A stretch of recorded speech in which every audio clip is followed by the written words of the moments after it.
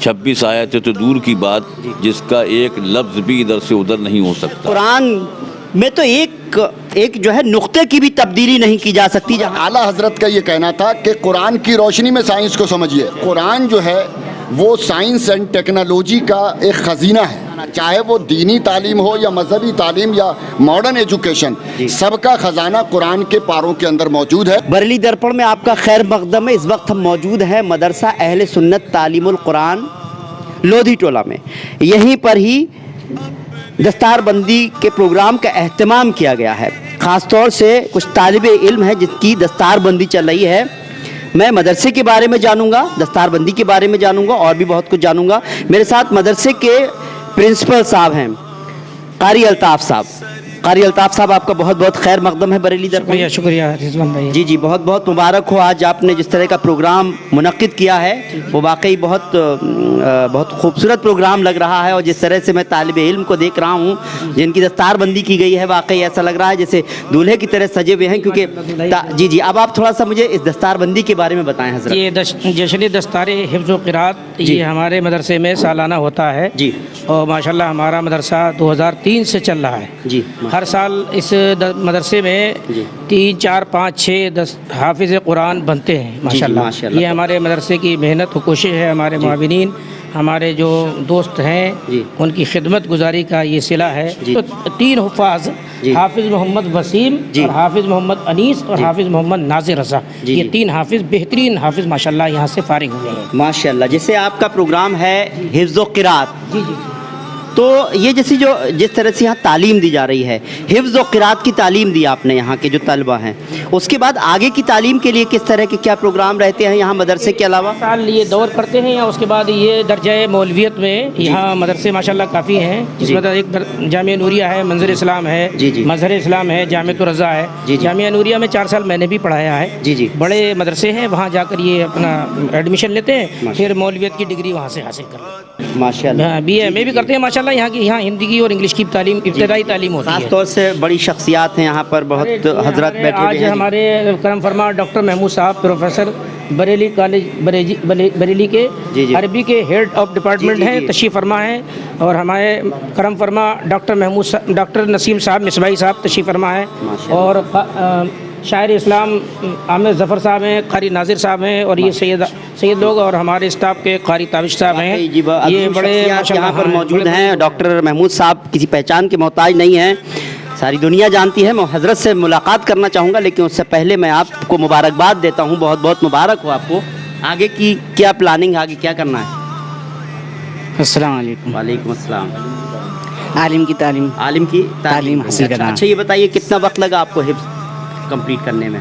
3 साल। 3 साल लगे, माशाल्लाह। बहुत बहुत मुबारक हो। अस्सलाम वालेकुम। हिफ्ज़ करा है मैंने जी। अब आगे की क्या प्लानिंग है? आलिम बनूँगा माशाल्लाह। बहुत बहुत मुबारक हो आपको। आप भी एक बार। अस्सलाम वालेकुम। वालेकुम अस्सलाम। जी। कोशिश ये है कि आलिम बने और जहाँ तक पढ़ाई हो सके वहाँ तक करेंगे। बहुत अच्छी बात की, बहुत अच्छी बात की। कोशिश करेंगे, जहाँ तक पढ़ाई हो सकती है करेंगे। सर 2 लाइन और आप बोलें, क्या कहेंगे आज के लिए, प्रोग्राम के लिए? माशाल्लाह आज के इस प्रोग्राम में जी 3 बच्चों ने अलहम्द की अलिफ से वन्नास की सीन तक पूरे कुरान अज़ीम को महफूज किया है।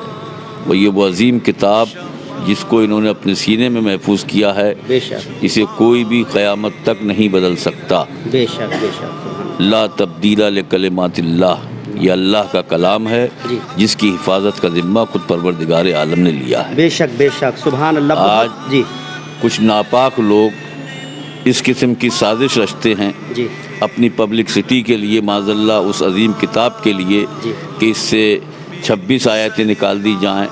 26 आयतें तो दूर की बात, ये अल्लाह का वो मुक़द्दस कलाम है जिसका एक लफ्ज़ भी इधर से उधर नहीं हो सकता। है कौले मुहम्मद कौले खुदा, फरमान न बदला जाएगा, बदलेगा ज़माना लाख मगर कुरान न बदला जाएगा। बेशक, सुभान अल्लाह। क्या बात कही। कहा जाता है कुरान में तो एक जो है नुक्ते की भी तब्दीली नहीं की जा सकती। जहाँ के इशारा किया हज़रत ने, सारी दुनिया जानती है कि किस तरह की साजिश चल रही है, लेकिन इस साजिश को नाकाम किया जाएगा। बल्कि उन्हीं के बहुत आसपास के लोगों ने भी इस साजिश को नाकाम किया है और लानतें भेजी हैं। मैं नाम नहीं लेना चाहूँगा इस स्टेज से, सब जानते हैं, सारी दुनिया जानती है, हज़रत यहाँ पर डॉक्टर महमूद साहब हैं, बरेली कॉलेज के हेड है अरबिक डिपार्टमेंट के। सर बहुत बहुत खैर मकदम है बरेली दर्पण में आपका। जिस तरह से तालिब इल्म यहाँ से तलबा निकल रहे हैं, हिफ्ज़ कुरान कर रहे हैं और भी तालीम लेते हैं, लेकिन आज के मौजूदा वक्त के हिसाब से हमें अपने मदरसों में या इन जो तालीम ले रहे हैं कुरान की, उस तरह से किस तरह की कुछ तब्दीली की ज़रूरत है, हमें किसी और इनको जो है और मॉडर्न की तरफ ले जाने की ज़रूरत है, क्या लगता है? देखिए, सबसे पहली बात तो ये है कि तालीम का जो महवर है आलम इस्लाम की अगर हिस्ट्री में देखा जाए तो 1400 साल पहले यही एक किताब थी, यानी कुरान करीम, और मुअल्लिम इंसानियत जनाब मुहम्मदुर रसूलुल्लाह सल्लल्लाहु अलैहि वसल्लम की ज़ात गिरामी थी। और उस ज़माने के अंदर, उस पीरियड में कोई मदरसा नहीं था। मस्जिद नबवी शरीफ का जो चबूतरा था वही एक मदरसा था, और वहाँ पर अल्लाह के रसूल सल्लल्लाहु अलैहि वसल्लम के पास सिर्फ़ एक किताब थी, यानी कुरान करीम। अल्लाह के रसूल सल्लल्लाहु अलैहि वसल्लम इस कुरान से सहाबे किराम को तालीम देते थे। कुरान करीम जो है दरअसल तमाम उलूम व फ़नून का ख़जाना है, और इसके उलूम व फ़नून पर जब माहिरीन ने तहक़ीक़ की, खुसूसन स्पेन के अंदर, तो 77,440 उलूम इस कुरान करीम से उन हज़रात ने अख्ज़ किए थे। और हुज़ूर सरवर कायनात सल्लल्लाहु अलैहि वसल्लम ने इसी कुरान से जो सहाबा वहाँ तालीम हासिल करते थे उनमें बड़े बड़े फील्ड मार्शल पैदा किए। कुरान एक ऐसी मुक़द्दस किताब है कि फ़ीही बय्यिनातुन लिन्नास, इस किताब के अंदर लोगों के लिए खुली हुई निशानियाँ हैं। और कुरान ने इस बात का भी दावा किया है कि वला हब्बा फ़ी ज़ुलुमातिल अर्द वला रत्बुम वला याबिस इल्ला फ़ी किताबिम मुबीन। तो इसके अंदर रत्ब और याबिस दो शब्द इस्तेमाल किए गए, दो लफ्ज़ इस्तेमाल किए गए, रत्ब और याबिस यानी खुश्क और तर। और पूरे दुनिया का जो निज़ाम है वो खुश्क और तर इन दो चीज़ों के अंदर पाया जाता है। चाहे पूरी दुनिया में जितने उलूम पाए जाते हैं इन्हीं दो से मुताल्लिक़ है। और कुरान ये दावा कर रहा है कि मेरे अंदर जो है रत्ब और याबिस इन तमाम चीज़ों का इल्म मौजूद है। तो इस कुरान के अंदर इब्तिदा से इंतहा तक, यानी कायनात के हर ज़र्रे का इल्म इस कुरान के पारों के अंदर मौजूद है।